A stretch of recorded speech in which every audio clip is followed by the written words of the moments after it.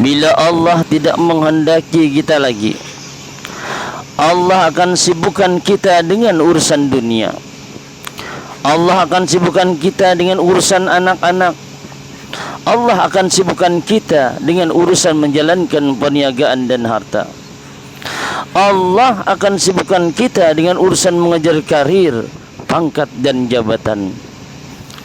Alangkah ruginya, karena semuanya itu akan kita tinggalkan. Sekiranya kita mampu bertanya pada orang-orang yang telah pergi terlebih dulu menemui Allah Subhanahu wa taala, dan jika mereka diberi peluang untuk hidup sekali lagi, tentu mereka akan memilih untuk memperbanyak amal ibadah. Sudah semestinya mereka memilih tidak lagi akan bertarung mati-matian untuk merebut dunia yang sudah jelas-jelas tidak bisa dibawa mati. Karena tujuan kita diciptakan adalah untuk menyembah Allah, beramal dan beribadah kepada Allah. Kita mungkin cemburu apabila melihat orang lain lebih dari kita, dari segi gaji, pangkat, harta, jabatan, rumah besar, mobil mewah. Tetapi kenapa kita tidak pernah cemburu melihat ilmu agama orang lain lebih dari kita? Kita tidak pernah cemburu melihat orang lain lebih banyak amalan dari kita. Kita tidak pernah cemburu apabila melihat orang lain bangun di sepertiga malam, solat tahajud dan bermunajat kepada Allah. Kita tidak pernah cemburu apabila melihat orang lain setiap hari solat subuh berjamaah di masjid dekat rumah kita. Kita hanya cemburu apabila melihat orang lain ganti kendaraan dengan yang lebih mewah. Kita cemburu apabila melihat orang lain bisa setiap tahun liburan. Kita hanya cemburu apabila melihat orang lain bergelimang harta, tahta dan wanita. Cemburu karena dia bisa jadi gubernur, bupati ataupun wali kota. Tetapi jarang kita cemburu apabila melihat orang lain yang bisa khatam Al-Quran sebulan 2 kali. Kita jarang cemburu apabila melihat mu'alaf yang paham isi Al-Quran. Kita jarang cemburu apabila melihat orang lain berbuat untuk menegakkan akidah Islam. Kita jarang cemburu kepada orang yang berjihad di jalan Allah.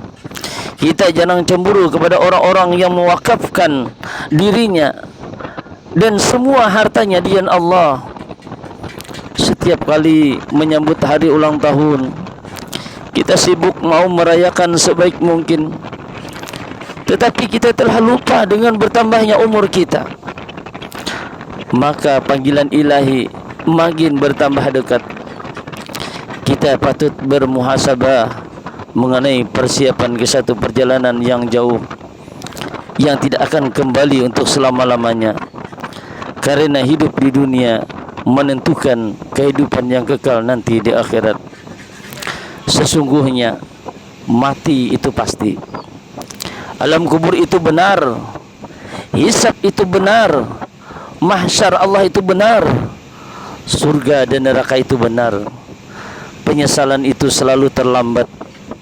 Menunda taubat, menunggu usia tua, itu pun kalau masih sempat. Sebab syarat mati tak harus tua, enggak harus sakit. Penyelesaian masalah hidup adalah melalui iman dan amal. Iman sebesar jarah pun Allah muliakan dengan surga 100 kali dunia. Lalu mengapa kita tak mau menambah bekal hidup kita dengan iman, ibadah dan amalan baik? Mudah-mudahan hidup kita selamat di dunia dan akhirat, dan selalu bermanfaat untuk umat, dan kita termasuk orang-orang yang Allah ridhai untuk masuk ke surganya. Semoga Allah Subhanahu wa taala melimpahkan keberkahan kepada kita semua dalam hidup dan mati, dalam membawa iman, serta termasuk di dalam fadilah hadis Rasulullah sallallahu alaihi wasallam, man dalla ala khairin falahu mislu ajri fa'ilihi, yang artinya barang siapa yang menunjukkan kepada sebuah kebaikan, maka baginya seperti pahala pelakunya. Amin ya rabbal alamin. Allahumma shalli ala sayyidina Muhammadin wa ala ali sayyidina Muhammad. Terima kasih telah menonton. Semoga bermanfaat. Jangan lupa subscribe, like, komen, dan share.